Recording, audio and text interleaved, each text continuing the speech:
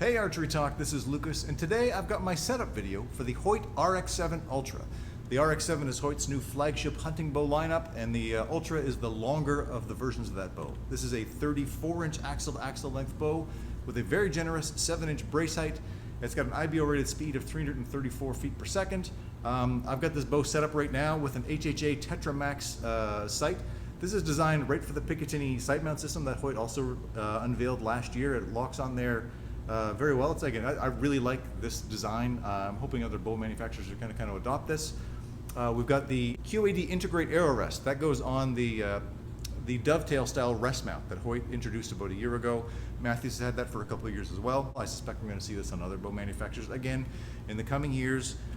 We've got a stubby Hoyt stabilizer up front. I can't really decide yet if I want to keep this short stabilizer or go with like a long 12-inch stabilizer. I've got a Titanium Archery Products one I've been using for a number of years now.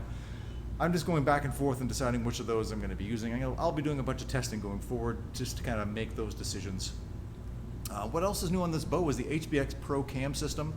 This is the evolution of the Hbx that was introduced last year. And if you didn't know what was going on here, there's two modules set up for draw lengths. This one has got the 27 to 30 inch draw length module. I've got this set up at 30 inches exactly. I'm using the full length I possibly can to get the most performance I can out of this bow. If you got a longer draw length, there's one that goes from 30.5 to 32 inches. And if you need some shorter draw lengths, you can go with the other. You get off of the Hoyt RX7 Ultra and maybe move to the regular RX7 and get some different options as well. When I was talking to Evan from Hoyt to decide which bow I was going to shoot this year, this was the one he suggested for me because 30 inches is my draw length, and this is the one that we can get to that draw length and use the absolute apex of the module and make sure the cam is running on all cylinders.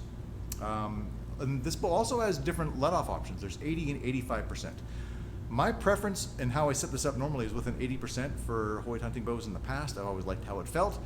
I was shooting this bow and it actually felt a little aggressive for me at full draw.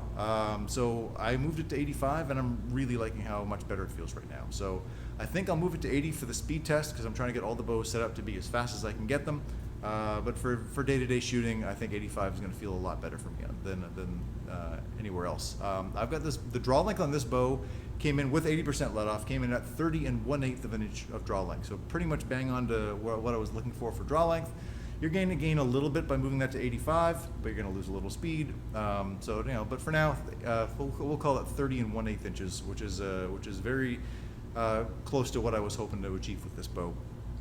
As far as setup goes, how I got this thing tuned as for me, I had it set up for the arrow going right through the burger hole and dead level as my initial setup, and 13/16 of an inch away from the riser. Basically, I set up so the arrow is going kind of parallel down the arrow rest with another one pressed against the side of the riser. That's usually how I eyeball it. Usually turns out to be about 13/16, and this was no different. And when I took my initial shots, I was seeing a bit of a high right tear. Not huge, less than an inch high. Actually, probably more like a third of an inch high, and then about an inch right.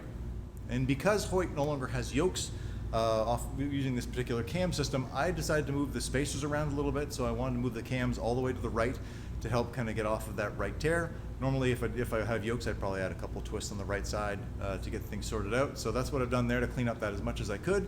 And as for the up and down, I just raised the rest a couple of clicks with this thing to level it out. And yeah, it's looking much cleaner. I'm pretty happy with how that whole shaping out to be. If I was taking this in the woods with me, I would probably do a more thorough tune so I can make sure my broadheads are hitting exactly with my field points. But that's a story for another day. Once I decide which bow I'm going to take into the woods this fall, then I'll kind of go into that more aggressive tuning and make sure everything is feeling exactly as it should. But as for now, I'm very happy with the overall performance of this bow. I think this is going to be the last bow coming in for the 2022 hunting bow project. That'll include the shootout review videos, chrono video, all that fun stuff. There's a chance there's one more coming. I'm really trying to get that ironed out. I won't say who it is yet, just in case they don't end up coming on board. I don't want to put any pressure on any other brands.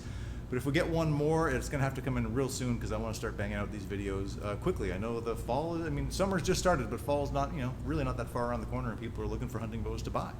So I'll try to get these all set up and the videos going as fast as I can.